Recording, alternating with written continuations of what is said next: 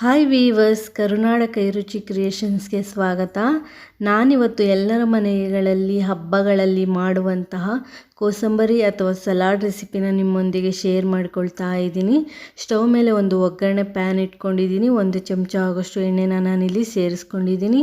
ಎಣ್ಣೆ ಕಾದ ನಂತರ ಅರ್ಧ ಚಮಚ ಆಗೋಷ್ಟು ಉದ್ದಿನ ಬೇಳೆನ ನಾನಿಲ್ಲಿ ಸೇರಿಸ್ಕೊಂಡಿದ್ದೀನಿ. ಹಾಗೆ 1/4 ಚಮಚ ಸಾಸಿವೆ, ಹಾಗೆ 2 ಒಣಮೆಣಸಿನ್ಕಾಯಿನ ನಾನಿಲ್ಲಿ ಕಟ್ ಮಾಡಿ ಸೇರಿಸ್ಕೊಂಡಿದ್ದೀನಿ. ಹಾಗೆ ಸ್ವಲ್ಪ ಕರಿಬೇವು, ಹಾಗೆ ನಾನಿಲ್ಲಿ ಒಂದು ಚಿಟಿಕೆ ಆಗೋಷ್ಟು ಇಂಗು ಸಹ ಸೇರಿಸ್ಕೊಳ್ತಾ ಇದ್ದೀನಿ. ಇಂಗು ಆಪ್ಷನಲ್ಲು, ಬೇಕಿದ್ರೆ ಸೇರಿಸಿ, ಇಲ್ಲಾಂದರೆ ಸ್ಕಿಪ್ ಮಾಡಿ. ಒಂದು 10 ಸೆಕೆಂಡು ಒಗ್ಗರಣೆನ ಫ್ರೈ ಮಾಡಿಕೊಂಡು ನಾನಿಲ್ಲಿ ಫ್ಲೇಮ್ನ ಆಫ್ ಮಾಡ್ಕೊಳ್ತೀನಿ. ಈಗ ಒಗ್ಗರಣೆ ರೆಡಿ ಆಗಿದೆ. ನಾನು ಒಗ್ಗರಣೆನ ಸೈಡಲ್ಲಿ ಎತ್ತಿಟ್ಕೊಳ್ತೀನಿ. ಬೌಲ್ಗೆ ನಾನಿಲ್ಲಿ 2 ಚಮಚ ಆಗೋಷ್ಟು ಹೆಸರುಬೇಳೆನ ಸೇರಿಸ್ಕೊಳ್ತಾ ಇದ್ದೀನಿ. ಹೆಸರುಬೇಳೆನ ಒಂದು 15 ನಿಮಿಷ ನೆನೆಸಿಟ್ಕೊಂಡ್ರೆ ಸಾಕು. ಹಾಗೆ ಸಣ್ಣದಾಗಿ ಹೆಚ್ಚಿರುವ 2 ಹಸಿಮೆಣಸಿನ್ಕಾಯಿನ ನಾನಿಲ್ಲಿ ಸೇರಿಸ್ಕೊಳ್ತಾ ಇದ್ದೀನಿ. ಖಾರಕ್ಕೆ ಅನುಗುಣವಾಗಿ ಹಸಿಮೆಣಸಿನ್ಕಾಯಿನ ಸೇರಿಸ್ಕೊಳ್ಳಿ. ಹಾಗೆ ದಪ್ಪ ಚಮಚ 2 ಚಮಚ ಆಗೋಷ್ಟು ಫ್ರೆಶ್ ತೆಂಗಿನಕಾಯಿ ತುರಿನ ನಾನಿಲ್ಲಿ ತೆಗೆದುಕೊಂಡಿದ್ದೀನಿ. ತೆಂಗಿನಕಾಯಿ ತುರಿ, ಹಸಿಮೆಣಸಿನ್ಕಾಯಿ ಮತ್ತು ಹೆಸರು ಬೇಳೆನ ಚೆನ್ನಾಗಿ ಒಂದ್ಸಲ ಮಿಕ್ಸ್ ಮಾಡ್ಕೊಳ್ಳಿ. ಕೈಯಿಂದ ಮಿಕ್ಸ್ ಮಾಡಿದರೂ ನಡೆಯುತ್ತೆ, ಅಥವಾ ಈ ರೀತಿ ಸ್ಪೂನಿಂದ ಆದರೂ ಮಿಕ್ಸ್ ಮಾಡ್ಕೋಬಹುದು. ಈ 3 ಇಂಗ್ರೀಡಿಯೆಂಟ್ಸ್ನು ಸಹ ಚೆನ್ನಾಗಿ ಮಿಕ್ಸ್ ಮಾಡ್ಕೊಳ್ಳಿ. ಹೀಗೆ ಮಾಡೋದ್ರಿಂದ ಹೆಸರುಬೇಳೆ ತುಂಬಾ ರುಚಿಯಾಗಿರುತ್ತೆ. ಹಾಗೆ ನೀರು ಸಹ ಬೇಗ ಬಿಟ್ಕೊಳ್ಳಲ್ಲ.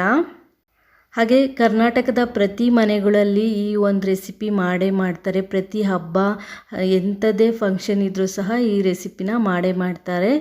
ನಾನಿಲ್ಲಿ ಒಂದು ಮೀಡಿಯಮ್ ಸೈಜ್ ಸೌತೆಕಾಯಿನ ಸಣ್ಣದಾಗಿ ಹೆಚ್ಚಿ ಸೇರಿಸ್ಕೊಂಡಿದ್ದೀನಿ. ಸಿಪ್ಪೆ ಸಮೇತ ನಾನಿಲ್ಲಿ ಸೌತೆಕಾಯಿನ ಕಟ್ ಮಾಡಿ ಸೇರಿಸ್ಕೊಂಡಿದ್ದೀನಿ. ಹಾಗೆ 1 ಚಮಚ ಆಗೋಷ್ಟು ಕ್ಯಾರೆಟ್ ತುರಿನೂ ಸಹ ನಾನಿಲ್ಲಿ ಸೇರಿಸ್ಕೊಂಡಿದ್ದೀನಿ. ಹಾಗೆ ಒಗ್ಗರಣೆ ನಾನೇನು ರೆಡಿ ಮಾಡಿ ಇಟ್ಕೊಂಡಿದ್ದೆ ಆ ಒಗ್ಗರಣೆನೂ ಸಹ ನಾನಿಲ್ಲಿ ಸೇರಿಸ್ಕೊಳ್ತಾ ಇದ್ದೀನಿ. ಹಾಗೆ ಸೌತ್ ಇಂಡಿಯನ್ ರೆಸಿಪಿ ಅಂತಲೇ ಹೇಳ್ಬೋದು. ಡಯಟ್ ಮಾಡೋರಿಗೆ ಈ ಕೋಸಂಬರಿ ತುಂಬಾ ಒಳ್ಳೆಯದು ಅಂತಲೇ ಹೇಳ್ಬೋದು. ಹಾಗೆ ಬೇಸಿಗೆ ಆಗಿರೋದ್ರಿಂದ ದೇಹಕ್ಕೂ ಸಹ ತುಂಬಾ ಒಳ್ಳೆಯದು. ನಾನಿಲ್ಲಿ ಅರ್ಧ ಹೋಳಾಗೋಷ್ಟು ನಿಂಬೆಹಣ್ಣಿನ ರಸನ ಸೇರಿಸ್ಕೊಳ್ತಾ ಇದ್ದೀನಿ. ಹಾಗೆ ಹುಳಿನೂ ನೋಡಿಕೊಂಡು ನೀವು ನಿಂಬೆಹಣ್ಣಿನ ರಸ ಎಷ್ಟು ಬೇಕಾಗುತ್ತೆ ಅಷ್ಟು ಸೇರಿಸ್ಕೊಳ್ಳಿ. ನಾನು ತೆಗೆದುಕೊಂಡಿರೋ ಸೌತೆಕಾಯಿಗೆ ಅರ್ಧ ಹೋಳು ನಿಂಬೆಹಣ್ಣಿನ ರಸ ಸಾಕು. ಈಗ ಇಷ್ಟು ರೆಡಿ ಆಗಿದೆ. ನಾನು ಇಷ್ಟು ರೆಡಿ ಮಾಡಿ ಇಟ್ಕೊಂಡು ಸರ್ವ್ ಮಾಡಬೇಕಾದ್ರೆ ಮಾತ್ರನೇ ಉಪ್ಪನ್ನ ಸೇರಿಸ್ಕೊಳ್ತೀವಿ. ಮುಂಚೆನೇ ಹಾಕಿದರೆ ಏನಾಗುತ್ತೆ ಅಂದರೆ ನೀರು ಬಿಟ್ಕೊಬಿಡುತ್ತೆ. ಅದಕ್ಕೋಸ್ಕರ ನಾವು ಮುಂಚೆನೇ ಉಪ್ಪನ್ನ ಸೇರಿಸಲ್ಲ. ಹಾಗೆ ಸ್ವಲ್ಪ ಕೊತ್ತಂಬರಿ ಸೊಪ್ಪನ್ನ ನಾನಿಲ್ಲಿ ಸೇರಿಸ್ಕೊಳ್ತಾ ಇದ್ದೀನಿ. ಯಾವಾಗ ನಾವು ಸರ್ವ್ ಮಾಡ್ತೀವಿ ಆ ಸಮಯದಲ್ಲಿ ಉಪ್ಪನ್ನ ಸೇರಿಸ್ಕೊಂಡ್ರೆ ಕೋಸಂಬರಿ ತುಂಬಾ ರುಚಿಯಾಗಿರುತ್ತೆ. ಹಾಗೆ ಬೇಗ ನೀರು ಬಿಟ್ಕೊಳ್ಳಲ್ಲ. ಈ ಮೆಥಡ್ನ ನನಗೆ ನನ್ನ ತಂದೆ ಹೇಳ್ಕೊಟ್ಟಿದ್ದು. ಸೊ ನಾವು ಕೋಸಂಬರಿ ಯಾವಾಗೇ ಮಾಡಿದ್ರೂ ಸರ್ವ್ ಮಾಡೋ ಟೈಮಲ್ಲಿ ಉಪ್ಪನ್ನ ಸೇರಿಸಿ ಸರ್ವ್ ಮಾಡ್ತೀವಿ.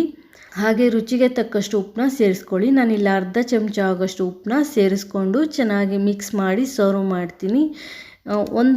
ಒಂದು ನೆನಪಿಟ್ಕೊಳ್ಳಿ, ಯಾವಾಗಲೇ ನೀವು ಕೋಸಂಬರಿ ಮಾಡಿದ್ರೂ ಸರ್ವ್ ಮಾಡೋ ಟೈಮಲ್ಲಿ ಉಪ್ಪನ್ನ ಸೇರಿಸ್ಕೊಳ್ಳಿ.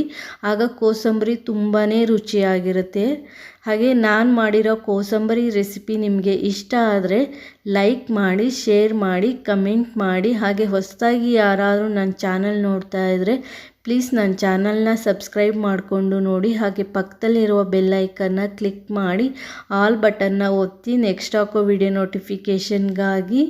ನೋಡಿ, ಕೋಸಂಬರಿ ಇವಾಗ ರೆಡಿ ಆಗಿದೆ. ತುಂಬಾ ಚೆನ್ನಾಗಿರುತ್ತೆ. ಡಯಟ್ ಮಾಡೋರಿಗೆ ಇದೊಂದು ಒಳ್ಳೆಯ ರೆಸಿಪಿ ಅಂತಲೇ ಹೇಳ್ಬೋದು. ಹಾಗೆ ಬೇಸಿಗೆ ಆಗಿರೋದ್ರಿಂದ ಬೇಸಿಗೆ ಟೈಮಲ್ಲಿ ಯಾವಾಗವಾಗ ಮಾಡ್ಕೊಂಡು ತಿನ್ನುವಂತಹ ಸ್ನ್ಯಾಕ್ಸ್ ಅಂತಲೇ ಹೇಳ್ಬೋದು. ಕ್ವಿಕ್ಕಾಗಿ ರೆಡಿ ಆಗುತ್ತೆ. Thanks for watching this video.